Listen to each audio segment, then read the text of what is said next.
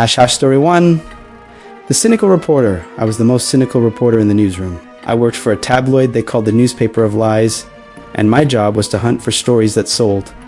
The Johnson family was pure gold. They were known as the most haunted family in the state. Every week, a new headline came out.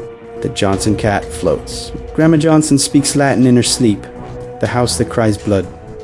I laughed at all of it. To me, it was a circus. People wanting fame.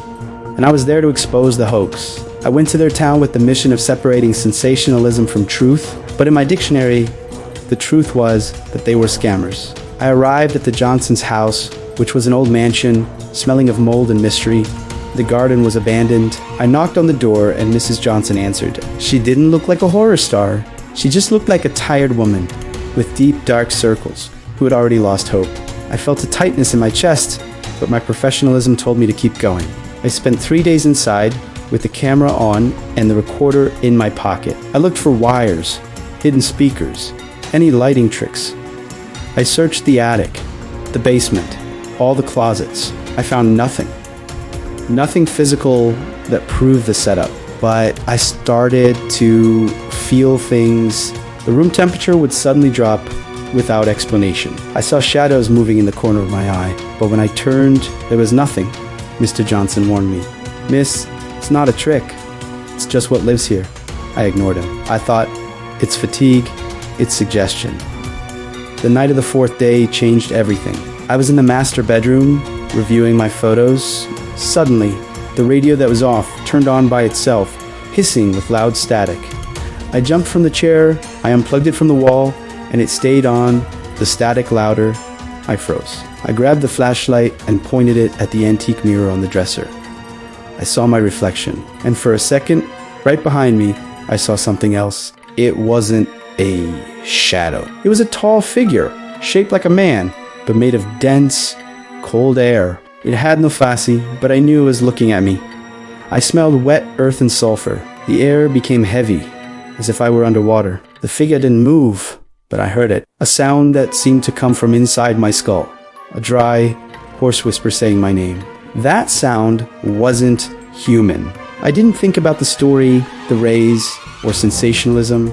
I thought about running. I dropped the recorder and camera on the floor, breaking everything. I ran out of that house as if hell itself were pulling at my shirt. I never set foot there again. I didn't write the story. I told my editor that the Johnsons were just crazy and that the story wasn't worth it. He fired me for cowardice. But I know the truth. The tabloid sensationalism was just the way people try to understand what couldn't be explained. The Johnson family wasn't lying. They were trapped. And I, who went there to prove the lie, ended up discovering that terror is sometimes much more real than any headline. I saw it, I felt it, and that's why today I only write about flowers and recipes. Because some truths are too heavy to carry. Hash hash story one. The cynical reporter. I was the most cynical reporter in the newsroom. I worked for a tabloid they called the newspaper of lies, and my job was to hunt for stories that sold. The Johnson family was pure gold. They were known as the most haunted family in the state. Every week, a new headline came out. The Johnson cat floats. Grandma Johnson speaks Latin in her sleep. The house that cries blood.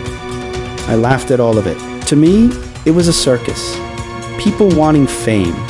And I was there to expose the hoax. I went to their town with the mission of separating sensationalism from truth, but in my dictionary, the truth was that they were scammers. I arrived at the Johnsons' house, which was an old mansion, smelling of mold and mystery. The garden was abandoned. I knocked on the door and Mrs. Johnson answered. She didn't look like a horror star. She just looked like a tired woman with deep, dark circles who had already lost hope.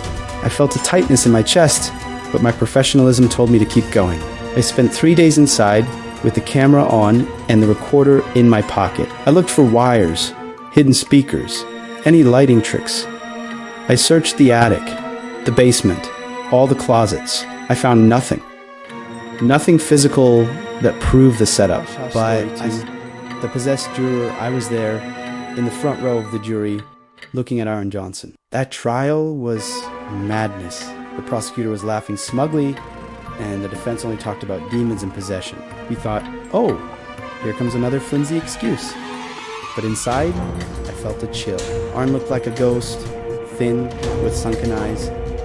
That day was the worst. We were almost at the time to decide the verdict. The silence in the room was heavy. You could hear everyone breathing. Suddenly, Arne started shaking in his chair. It wasn't a tremor of fear. It was something violent, as if he were fighting against a current that only he could see. He screamed, a hoarse sound that didn't seem to come from a human being. I fixed my eyes on him, trying to maintain my composure, but something happened. It was quick, faster than a blink, but I felt it. I felt as if a door had been opened inside my head. When Arne stopped screaming and relaxed in his chair, pale, finally seeming at peace, I felt a cold that wasn't of this world, a cold that came from within my bones and brought with it a smell of sulfur. Then the bad thing started. I tried to breathe, but my throat was closed. I tried to move, but my body weighed tons. I looked at the judge, who was about to give final instructions, and felt a rage rising, a rage that wasn't mine. I had never been a fighting man, but at that moment, I wanted to burn down the entire room. Then I completely lost control. I stood up from the jury chair, my knees were shaking, but the voice that came out of me wasn't mine. It was deep, scratchy, and spoke words I didn't even understand, like garbled Latin. I started screaming at the judge, calling him a liar, saying that human justice meant nothing to the darkness. I was standing, contorting my fingers. Chaos erupted. The guards came at me, but I had incredible strength. I threw one of them away like a sack of potatoes. My legs gave out, and I started crawling on the floor, making horrible grunts. I saw everything, but I couldn't stop. The demon that had left Arne Johnson in front of everyone had moved into me. The judge, white as paper, banged his gavel several times. He shouted to maintain order, but it was no use. When they finally managed to hold me down, I was drooling and my eyes were rolled back. The trial was suspended immediately. We had to declare a mistrial. In the hospital, the doctors found nothing. But what happened to me became the defense's biggest proof. If a jury member, an ordinary citizen, was possessed in the middle of the courtroom, then Arne Johnson's story wasn't a lie. The demon was real. I was released, but I was never the same again. And Arne Johnson, he won the right to a new trial. And this Chimi, the defense didn't need to prove that the demon existed. I, the ex-juror, was living proof that that bad thing was out there. We pray it doesn't come back to me, because the fear I felt, folks, was the fear of hell on earth. And Arne Johnson's story became my story, too. Hashtag story 3, skeptical defense attorney. I was Ricardo, defense attorney, 1981. A year when the only thing that scared me was losing a case. I was the best in New York, a professional skeptic. For me, the law was logic, paper, and rules. And then came Ronnie's case. Ronnie was a simple guy who stabbed his neighbor to death. A brutal crime. The prosecution wanted the electric chair rediscussion. But when I went to talk to him in prison, Ronnie didn't seem like a common murderer. He was terrified.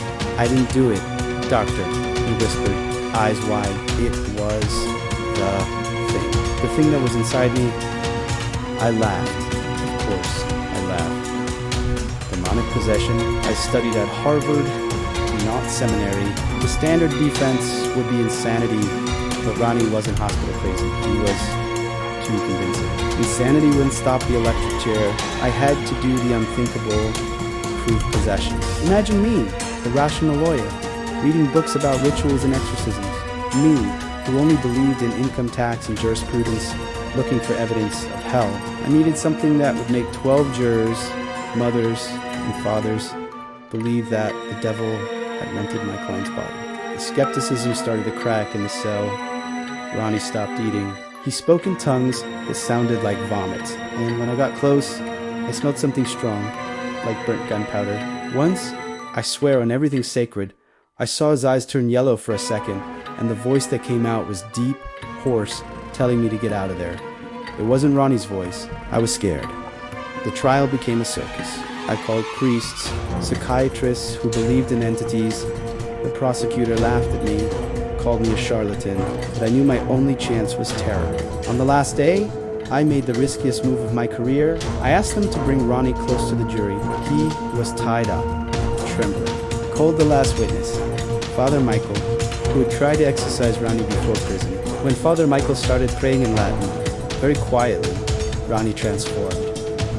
He screamed. It wasn't a human scream. It was a roar that seemed to come from beneath the earth. His body bent in a way that would break a spine. The courtroom lights flickered and I felt a bone-chilling cold, a terror that wasn't mine. The jury, poor things, went pale. They saw it, they felt asterisk it.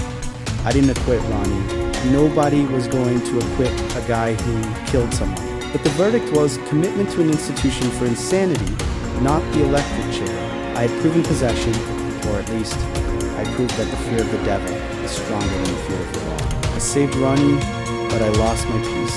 I, Ricardo, the skeptic of 1981, discovered that some things aren't in law books.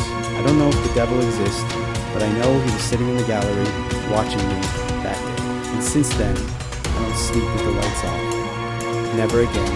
Help our channel grow. Did these stories send chills down your spine? If you enjoyed these terrifying tales, please help us reach more horror fans. LIKE video of the JVD. Subscribe and hit the notification bell for more spine-tingling stories. Comment below which story scared you the most. Share with friends who love a good scary support. Helps us bring you more terrifying content every week. New horror stories posted every day week. Don't miss out on the nightmare.